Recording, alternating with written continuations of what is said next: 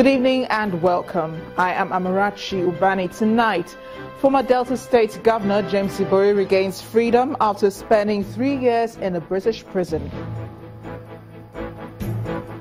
The federal government promises to reward whistleblowers who expose financial and economic crimes in Nigeria.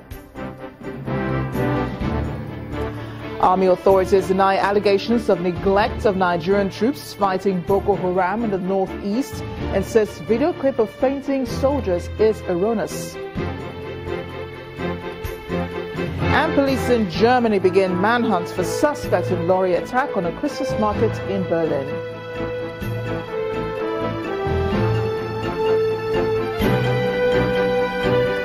And in business news tonight, Lagos and Kebbi State commence sale of locally produced rice to consumers.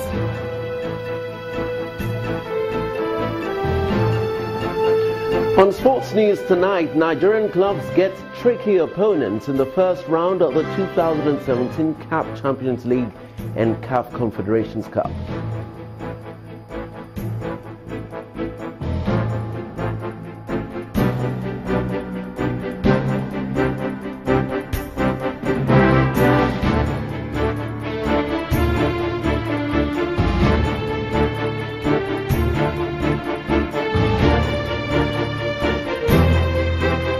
Linda Kibe, and from Abuja, Rivers State Governor constitutes commission of inquiry into killings and violence during the December 10th rerun and supplementary polls in the state.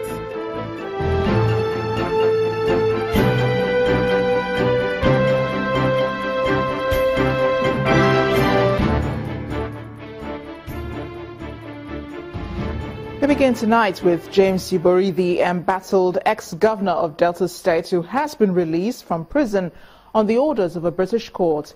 His release was ordered today by the court after spending 3 years in jail. Mr. Ibori was arrested in May 2010 in Dubai and extradited to the UK to face charges of money laundering. Presiding judge, Mrs. Justice May, in ordering the release, says it's wrong to hold someone just because it is convenient to do so without plans to deport them. Our next report chronicles the allegations that led to his arrest and his subsequent conviction. James Onanefe Ibori was governor of Delta State in Nigeria between 1999 and 2007 under the People's Democratic Party. Corruption charges started building against him with the filing of petitions by his kinsmen under the auspices of the Delta State Elders and Stakeholders Forum. In early August 2007, a UK court froze Ibori's assets valued at about £17 million. James Ibori also faced charges in Nigeria. On December 12, 2007, he was arrested by the Economic and Financial Crimes Commission (EFCC) at the Kwara State Lodge in Asokoro, Abuja, on charges of alleged theft of public funds, abuse of office and money laundering. On December 17, 2009, a federal high court sitting in Asaba, Delta State, discharged and acquitted him. But on May 13, 2010, Ibori was arrested in Dubai, United Arab Emirates, under Interpol warrants issued from the United Kingdom and enacted by the Metropolitan Police. The ex-governor was granted bail pending an extradition hearing. 27th of February 2012, accused of stealing $250 million from the Nigerian public purse, Ibori pleaded guilty to 10 counts of money laundering and conspiracy to defraud at the Southwark Crown Court in London. He was sentenced to 13 years in prison by the same court on Tuesday, April the 17th, 2012. His release today on the orders of the UK court did not come easy, as lawyers to the British Home Office fought to detain him further. But the judge in charge, Justice Juliet May, ruled that it was injustice to keep him after his agreed date of release, December 29, 2016. It's not yet a hurrah for Mr. Ibori, as his expected extradition to Nigeria may yet open up another flurry of court cases waiting for him to step off the Nigerian-bound flight from London. The federal government is set to reward Nigerians who expose financial and economic crimes to the authorities under the whistleblowing arrangement. The Minister of Finance, Kemi Adeosun, who made the announcement to State House correspondents today, says the program is designed to encourage anyone with information about violation, misconduct or improper activity that will impact negatively on the Nigerian people and government to report to relevant authorities. Our State House correspondent, Chukwuma Onekwusi, reports. President Muhammadu Buhari, right from inception, left no one in doubt that he is out to fight corruption in the Nigerian polity. His Minister of Finance, as if to lend him a helping hand, is introducing a new dimension to the fight using what she calls whistleblowing program. She explains what the whistleblowing does. And what it does is it encourages anyone with information about a violation of government's financial regulations, mismanagement of public funds and assets, fraud, financial malpractice and other associated conduct to report it. It covers disclosure of information leading to the return of Nigeria's stolen or concealed funds and assets. And it's intended to strengthen the mechanism for the fight against corruption, improve governance and support the implementation of the Open Government Partnership.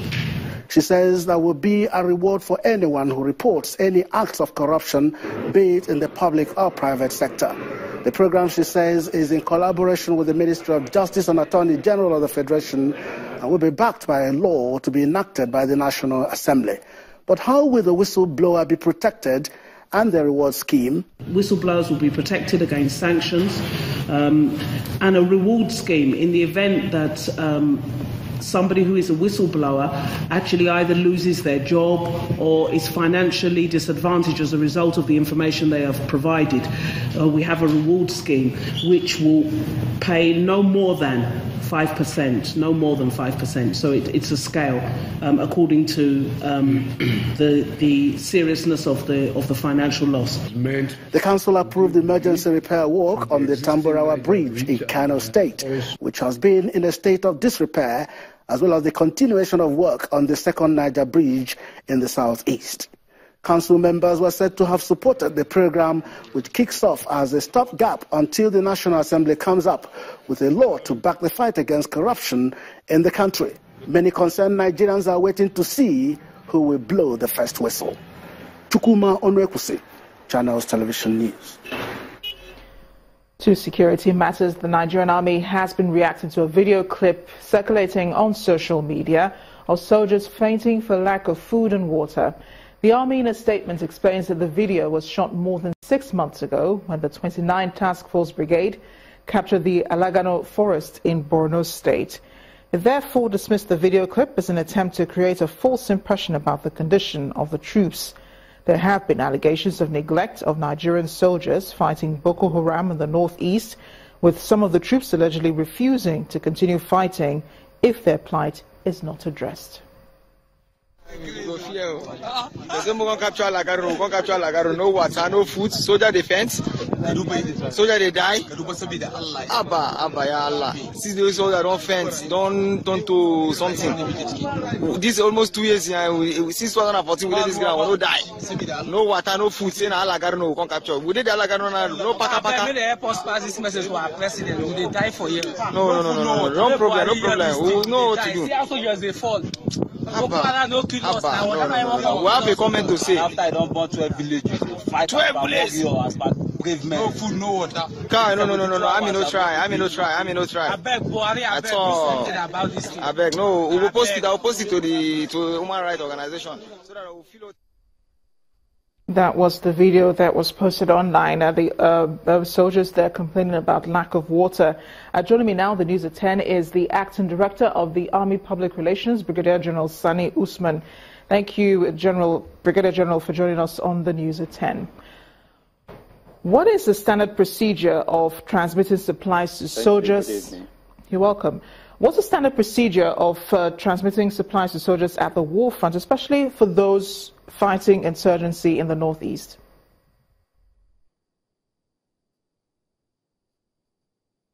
It depends on the location and, of course, whether it is a formation or unit. Right from the onset, at the beginning of orders, adequate arrangements are always made for logistics and resupply depending on the situation. But that notwithstanding, provisions are equally made for replenishment in case supplies have been exhausted. So there is always a line of supply or kind of supply chain depending on the size of the troops and their locations. What specifically has been done to improve welfare of Nigerian soldiers in the past 2 years?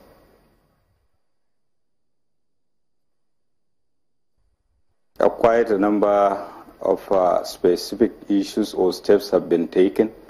First and foremost, if you look at it, particularly within the last 17 or 18 months, I might say, the various leadership of the military, they have always been there in the field with the troops, listening to their complaints and participating in most of the activities, especially on the front line.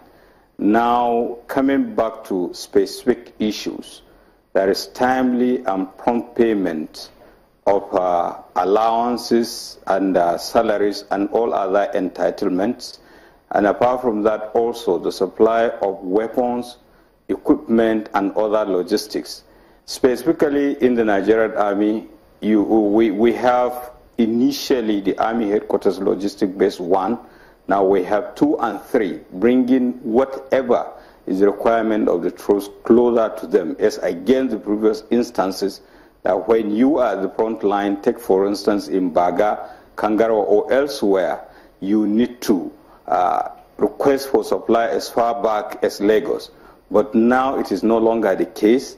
Supplies are not only in Abuja, but they are there in Damaturu, Maiduguri, and Yola. And of course, there are other field ordnance parks. As the troops move along, supplies also move along with them. And there is tremendous improvement in kitting and other welfare programs way back at home. Brigadier General, in the proposed 2017 budget, defense was allotted 140 billion naira. That's far less than the 294.5 billion naira allocated in 2016. Are you concerned that this reduction could adversely affect soldiers' welfare?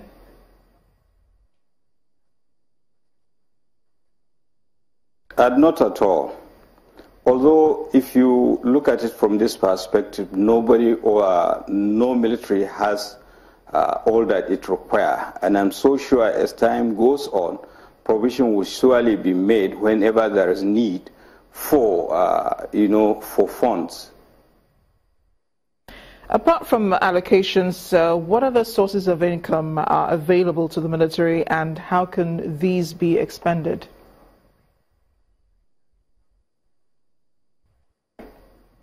Well, basically, these are policy issues. Soldiers actually, they rely heavily on what is given to them. And whatever is given to them is on the basis of need. And when you talk about sources of income, naturally is allocation from the Federation account. And of course, it is appropriated, just like you mentioned, through the budgetary allocation. And apart from that, within individual services, there are other welfare programs where you can be able to internally generate so that you can be able to attend to 1 or 2 things. For instance, in the Nigerian Army, we have Nigerian Army Welfare Holding Limited, which has a lot of, a few other subsidiaries like the Nigerian Army Properties Limited, the Post Housing Schemes, and others. Even though they are welfare schemes, but they are run in such a manner that they can be able to equally generate funds so that they can be able to service other needs of the military. Brigadier General Sani Usman, thank you so much for joining us on the News at 10. We do appreciate you and the members of the Nigerian Army as they protect our borders and our lives. In part 2, after the break, more on the alleged neglect of Nigerian soldiers fighting Boko Haram in the northeast. We'll be joined by the Executive Director of SERAP, Adetukumbo Mumuni. Please join us again.